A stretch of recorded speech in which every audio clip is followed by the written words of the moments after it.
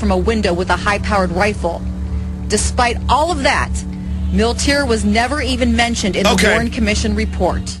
Now, that's just one part of this. And I was with Jesse Ventura, who's doing a JFK episode, his conspiracy theory. I was with him last week in Atlanta, Georgia, and then in Louisiana. I don't know if they have time, but I told them about Mr. Adams, and they'd already been investigating Miltier and had those tapes. But this is an agent who knew about it, tried to stop it, and was blocked. And I think if they've got time, they might go try to talk to him. Just amazing information. It's adamsjfk.com's the website. Sir, I'm going to give you the floor as we go to break in about 5-6 minutes. But recap the basics of the case, and then let's get into more detail of why this is so important and why you're going public. Good to have you here, Don.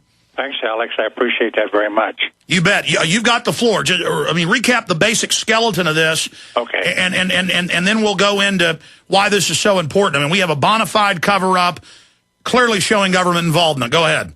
Okay. My investigation started on November 13th, 1963, 2 weeks before the president was assassinated.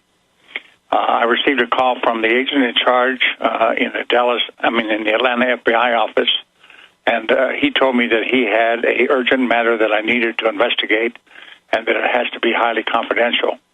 He told me that there had been a meeting that took place in Indianapolis, Indiana, just a week or two before the last of October of '63. And in that meeting, there were 4 people who had come out of a very large meeting, and the 4 of them discussed the killing of President Kennedy. Joseph Miltier was one of them. His real good school boyhood friend, William Somerset, was the second person, and there were 2 other people that were involved. In the discussion, Miltier tells Somerset that they have a plan in works already, where the president, they have already studied this, and the president had been leaving Homestead Air Force Base in Florida. He flies down in Air Force One and then gets into the limousine, does not have the bubble top on it, it's open convertible, and he travels up Collins Avenue. Now, in 1963, there was no buildings or anything in that area. It was just nothing but palm trees.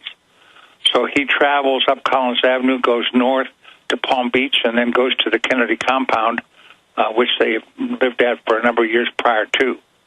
And he visits and then returns back to Washington at the end of the weekend. They said that what they planned to do was one of the 4 in that group was a former sniper in the Second World War.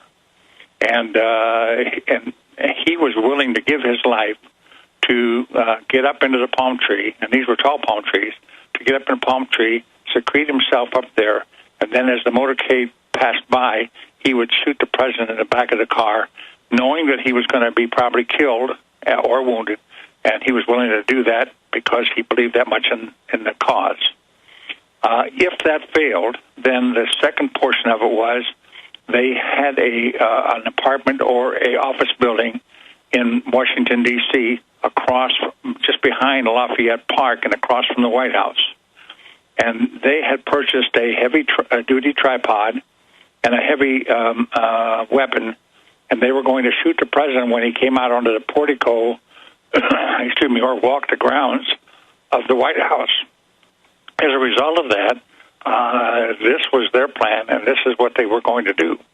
The agent in charge told me that he wanted me to do a full background investigation on Miltier as quickly as I possibly could. Miltier lived in Quitman, Georgia. He was very, very close to a girl by the name of C.C. Cofield, who lived in Valdosta, Georgia, who was a prostitute. And Miltier spent more time with her than he did in his Valdosta home. His Quitman home. He was more in Valdosta with her. So anyway, as a result of it, in talking to the boss, he told me to hold it very confidential. And I told him, I said, well, I'm going to need help on this. I said, I don't know that town too well, and I would like to talk with the chief of police, Bill Elliott, who I worked a couple cases with, and I have trusted him. And he said, no, you're not going to talk to anybody. All right, stay there. Don Adams, retired FBI agent. The circle is now complete. With this information, it confirms everything that E. Howard Hunt has said. It confirms all the other bona fide 40-plus years of documented facts that we have. We'll be right back with Don Adams. Stay with us. Gold. If you listen to the radio, watch TV, or surf the net, you are hearing about gold. Eventually you will ask yourself, is gold right for me? The answer might surprise you. We protect ourselves and our families from many things. Do you have medical insurance? Is your home insured? Do you carry life insurance? How about financial insurance? If you own gold, then the answer is yes. If you don't own gold, the question is, why don't you have financial insurance? We put our faith in things we trust. Do you trust the dollar? Do you trust the economy? Do you trust the government? Gold has always been something you can trust. For thousands of years, people have put their faith in gold. Where will you put your faith? Now is the time to protect yourself and your family. Call Midas Resources today at 1-800-686-2237, extension 242. 1-800-686-2237, extension 242, and ask for Jim Parker. Let me help you get started today. 1-800-686-2237, extension 242. Let me tell you a little bit about one of our great sponsors, HomeGain.com. This is the place to get you started buying or selling a home, finding a realtor, and getting any real estate questions answered. Go to HomeGain.com and see what I'm talking about. All you need to do is type in your home address, and you will get an instant free estimate of your home's value online. This is a great way to be able to monitor the value of your home. And again, it's absolutely free. There are tons of tools to help you. For instance, if you want to remodel your home, go to HomeGain.com. Use their Home Sale Maximizer to help you determine which home improvements can most increase your home's value before you put it on the market. For 10 years, these folks have been helping home sellers and buyers. Visit their link at Infowars.com. Look for Max, the orange home gain gorilla, to help you with any real estate needs you might have. You'll love this site. It's HomeGain.com. HomeGain.com. Check them out today. With no end in sight for the global financial crisis, it's become very evident there is a global food shortage upon us. What if your local grocery store was suddenly closed? What if?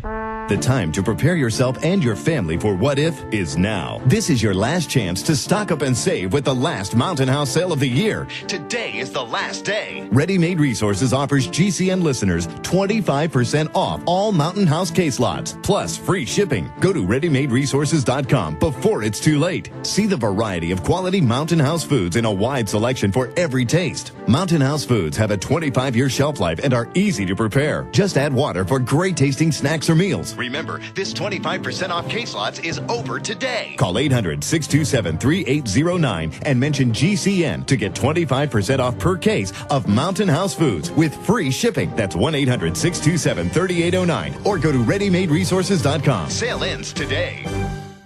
When you hear the words water purification, what comes to mind? If it's Berkey Water Purification Systems, this message is for you. Did you know that over 60% of municipal water contains fluoride at less than 2 cents per gallon? Berkey water filters purify treated and untreated water, remove dangerous chlorine, fluoride, and contaminants from municipal water. These filters are powerful enough to purify stagnant pond water, making them perfect for rainwater collection systems. From the smallest to the largest systems, BigBerkeyWaterFilters.com has what you need. With your system purchase, you'll receive a shower filter, a fluoride filter, or 2 sport Berkey bottles absolutely free. BigBerkeyWaterFilters.com would like to offer GCN listeners 5% off all ceramic filter systems and ship all orders over $50 free of charge. Visit BigBerkeyWaterFilters.com. That's BigBerkeyWaterFilters.com. Or call 1-877-99-BERKEY. That's 1-877-99-BERKEY today.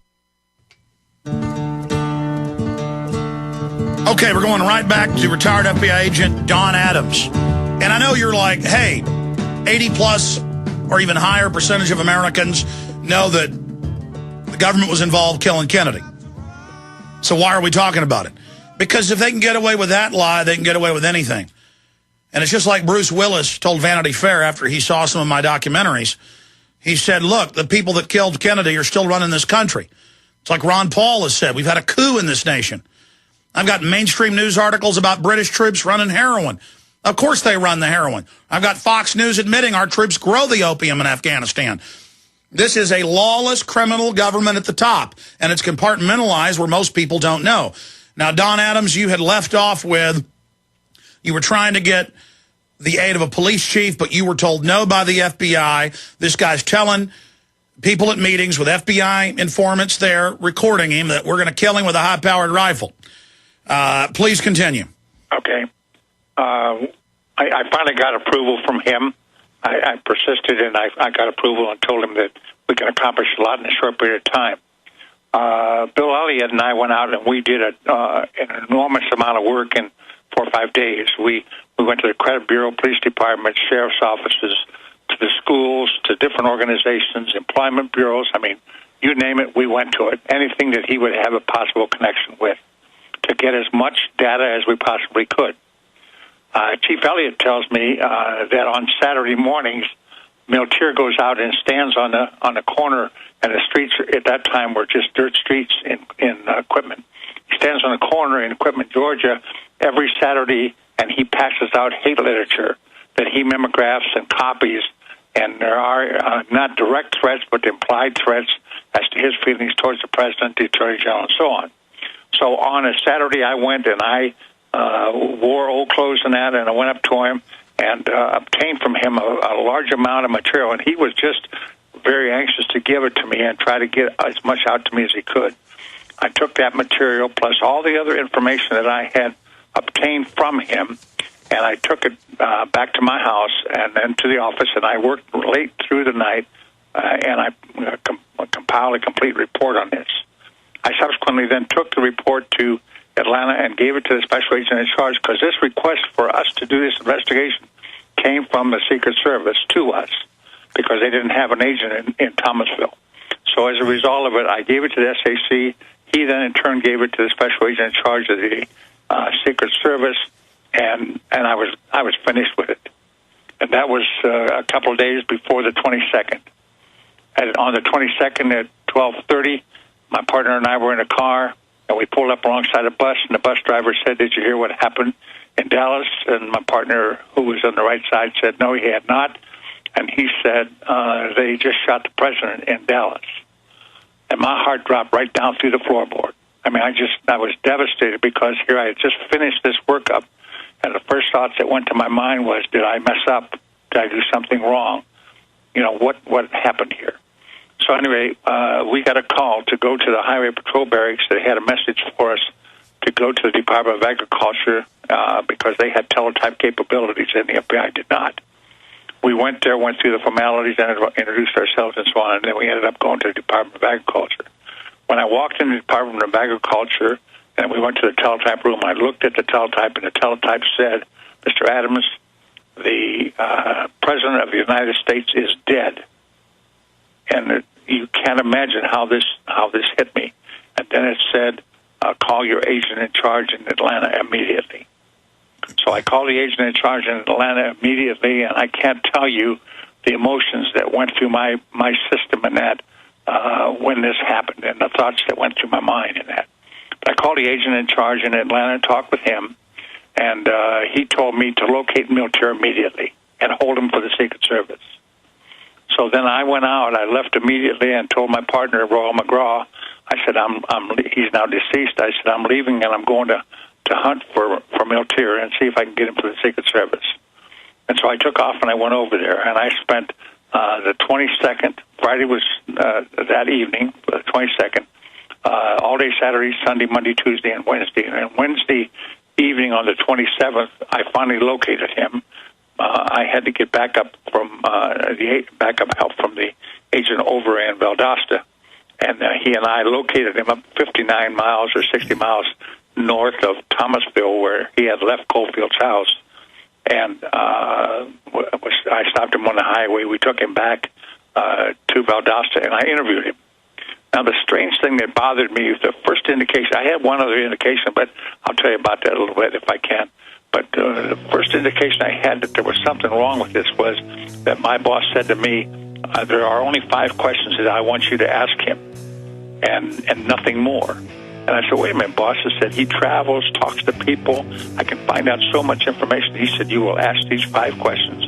This is an order, and you will follow that. Don, stay there. Long segment coming up. Let's continue on the other side and get your take on what all of this means. Straight ahead, key information. We're on the march. The Empire's on